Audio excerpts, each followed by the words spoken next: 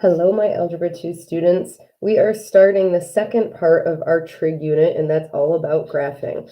So you can quick see we're going to look at the basic graphs of sine, cosine, and tangent today, and then as we move through the unit, some other details that go along with it. So on this very first page, we need the unit circle to help us. Hopefully you recall, unit circle means that nice radius there is 1. And so when we are at a particular point on the unit circle, any xy point, the x represents the cosine of the angle, the y represents the sine. So when we are on a quadrantal angle, like at 0, then this is the coordinate 1, 0. Up top, it's 0, 1. On the left, negative 1, 0. At the very bottom, 0, negative 1. And we can pair those up with angles in degrees or radians. So if we use radians, it's 0, pi is all the way over here, which makes this guy pi over 2. And then all the way at the bottom, that is 3 pi over 2 until we come back to 2 pi. So it's like 0, a half, 1, 3 halves, or 1 and a half, 2. All right, so for some quick evaluating, since we know sine is equivalent to the y coordinate, as we move around, sine of 0 right here would be 0. Sine of pi over 2, that's the 1. At pi, it would come back to 0. 3 pi over 2, the y coordinate is negative 1. Sine of 2 pi, the y coordinate is 0.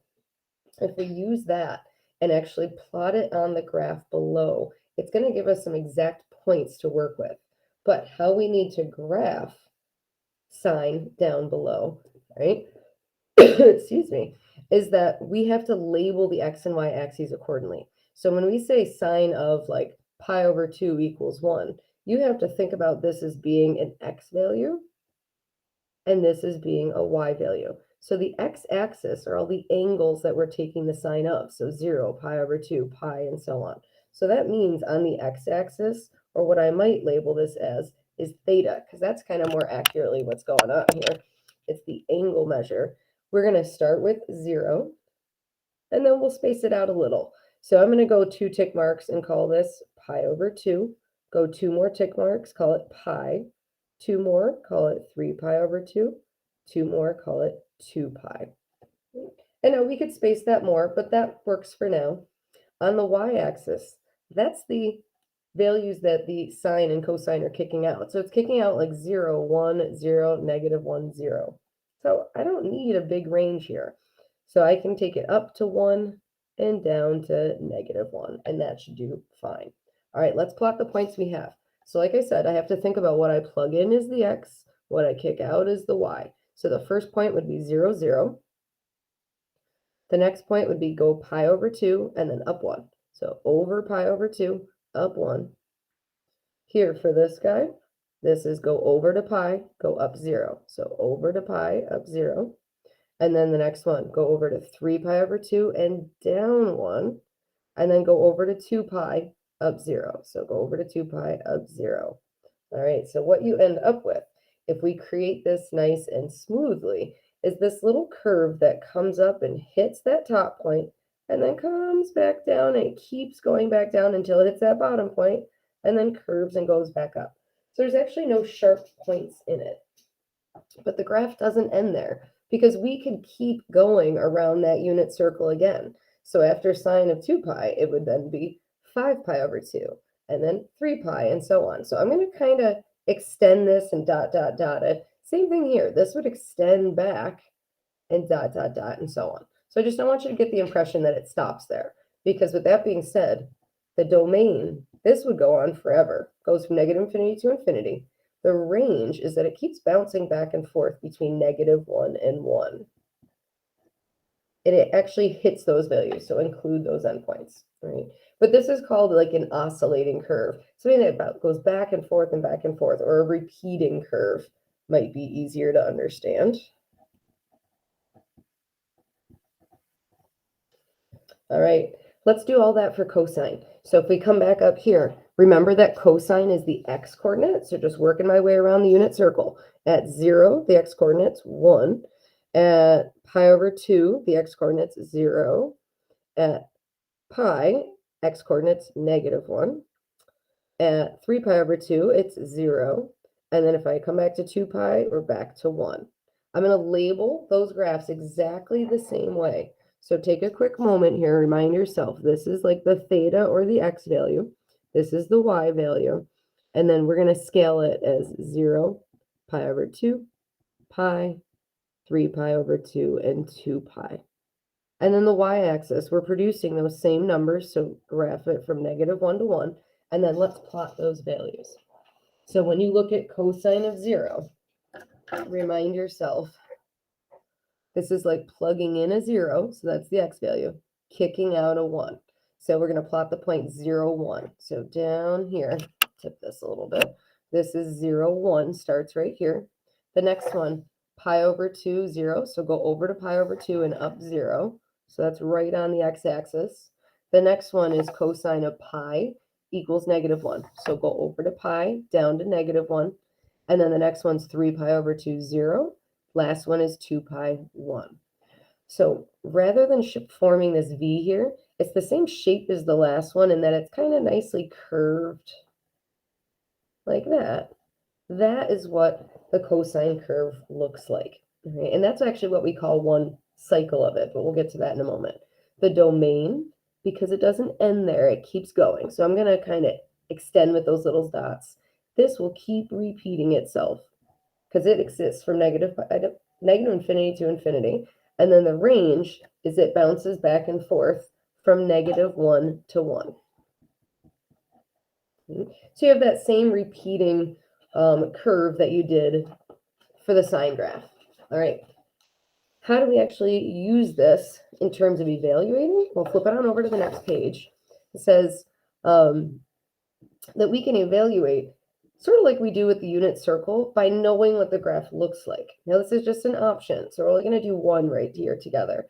But sine of 2 pi, or excuse me, sine of 270 with the unit circle, we would say, okay, 0, 180, here's 270. We would look and say this is the coordinate point 0, -1. Sine is equal to the y, should be this. Once you get really familiar with the sine curve, and I'll bring it back here for a quick second, that was that first guy that looks like this, right? We could sketch that and say, oh, well, there's my sine curve. Here's 0, 90, 180, 270. Oh, it's hitting -1 right there. That's going to be the value that sine's equivalent to. The basic graphs that we started with, just y equals sine of x, y equals cosine of x, we will be transforming them. What I want you to look at is I want you to think of all the other transformations that we have done and think of the vocabulary terms that go with those. So what I mean by that, when there's a number like multiplied in front, hopefully we haven't totally forgotten, that means you have a vertical dilation of some sorts. So we did those more with like parabolas and polynomial. The b value, if it's multiplied on the inside, this is a horizontal dilation.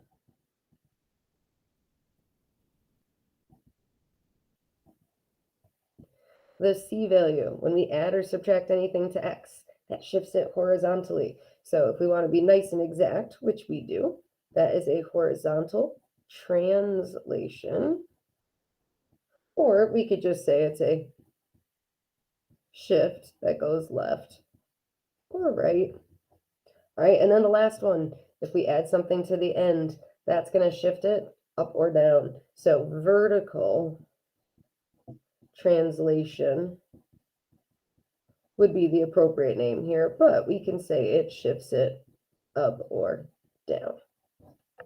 Okay, that's all stuff that we should know. As for what it's referred to as when we talk about it in terms of trig graphing, if we stretch something vertically, that is called the amplitude. So the nice thing is it goes with the A right there. It's the amplitude, which I always think of like the jump park, how far up or down you're jumping. That's your amplitude, right? The next one, the horizontal dilation, is going to be referred to as the frequency. And frequency, think of like how often something occurs. Right? C, we're not going to do a ton with this one, but this is called the phase shift. And then D, D is definitely still a vertical shift, but we're also going to refer to it as the midline, or some teachers refer to it as the wrap line. So I'll list both of those there. And then there is one other detail that's related to the frequency, but it doesn't have like its own variable in the equation, and that is called the period of the graph. That is the length of one cycle.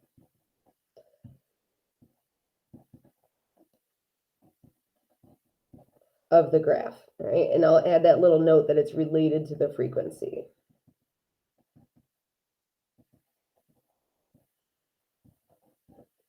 All right, so a lot of different vocab, but we have a couple days where we'll practice and kind of get ourselves warmed up to it.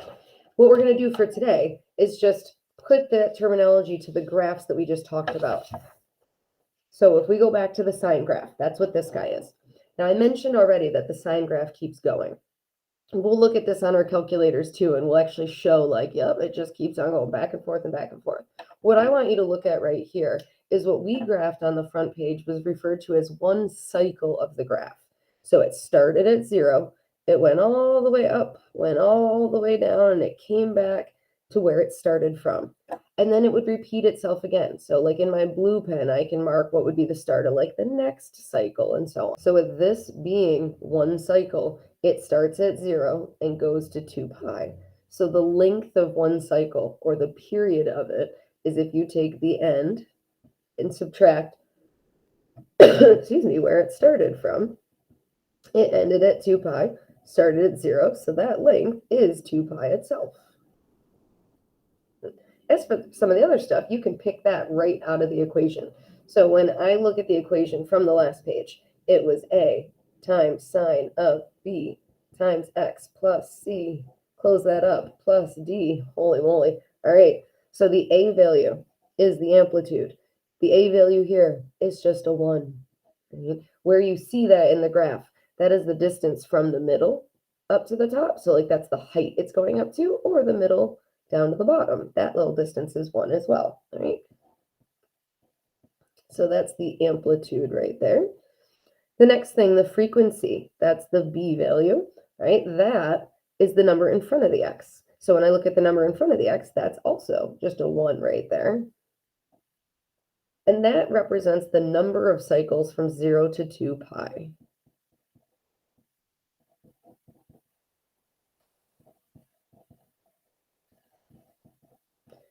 And now think about what we just showed. There's one exact cycle that starts at 0, goes to 2 pi. Should make sense that our frequency is 1 here. All right, the next one, the phase shift, the C value. That's if I've added something to X. There's nothing added in here. So that actually means the C value is 0, which is kind of nice. The only time we're really going to look much at a phase shift is when we do this later on the calculator. That's days from now. Last part, midline. That's your D value. So the midline is that line right down the middle that the graph sort of wraps itself around. Now, in terms of the equation, if it's the number that's added to the end, since there's nothing here, our D value would just be 0. But rather than stating 0, I'm going to write it as the equation of a line. It's the line y equals 0. So it's always that horizontal line. Then in this case, if I were to kind of just like dot it, it's the line that runs right down the middle of the graph, which is where the name midline comes from. All right, it's a lot to take in the first time you see it. Let's do it one more time. I'm going to slide this on up. The generic equation would be A times cosine of B, X plus C, and then plus D. All right, in terms of the basic old cosine graph, if I just look at the equation, the number here is a 1, the number here is a 1, there's nothing added here, so that would be a 0. There's nothing added here, that would be a 0. So as you work your way through, the amplitude, the A value is 1, the frequency, that's the B value, that's 1, phase shift, C value, that's 0, right there, and then the midline.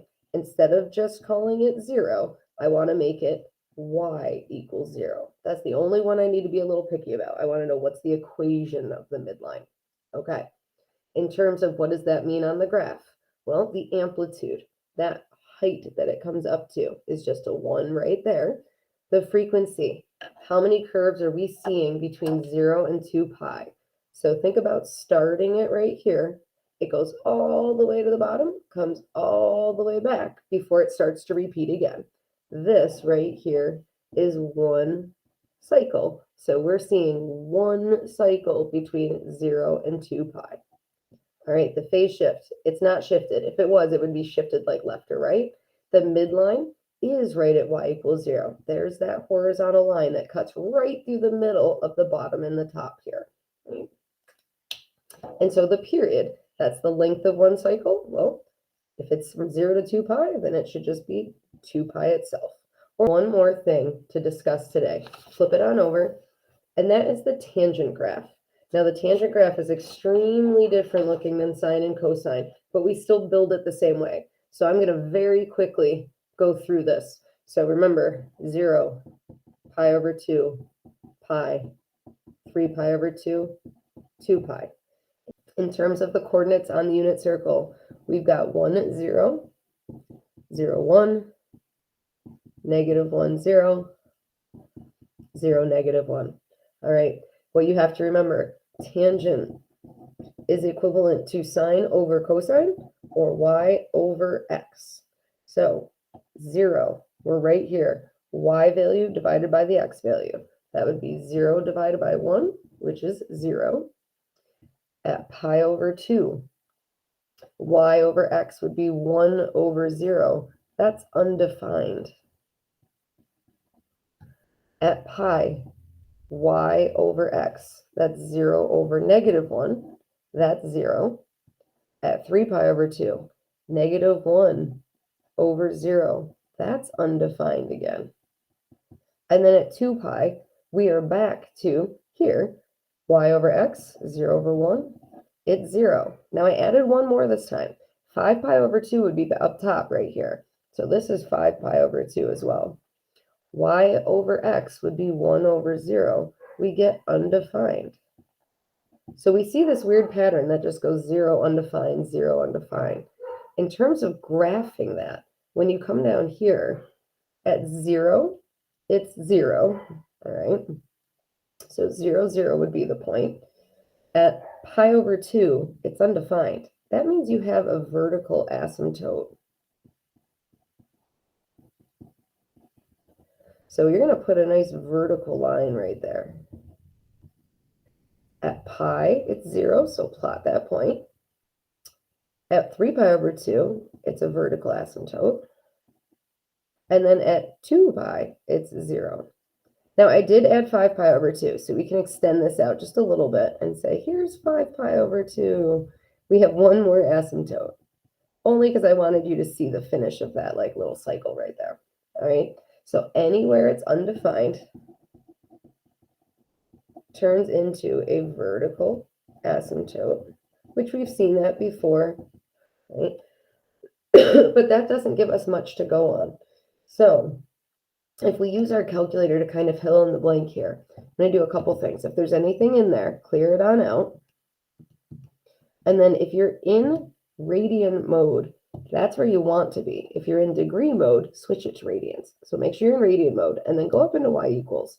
If we put in tangent of x and hit zoom, and then I actually want you to hit zoom trig.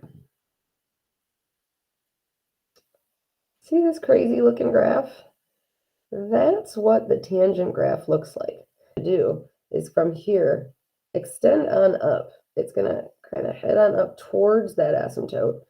And then down here, it picks up at the bottom, kind of curves back in and extends up again. So it runs along each asymptote, curves through to hit 0, and then hits the next asymptote to climb up.